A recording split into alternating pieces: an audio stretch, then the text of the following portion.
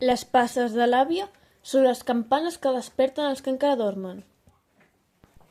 Records de la joventut omplen de llum l'habitació. Moments quotidians que encara ara continuen formant part de la rutina. I altres que només van passar un cop. Tot sembla tan bonic. Arriba el xoc de la realitat. Sabies que arribaria? No obstant això, no volies admetre la seva existència. Tot és fosc. Ja no hi ha llum.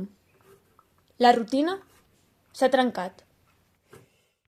Els objectes són els mateixos. Tanmateix, el seu significat ha canviat. Són el recordatori d'una pèrdua.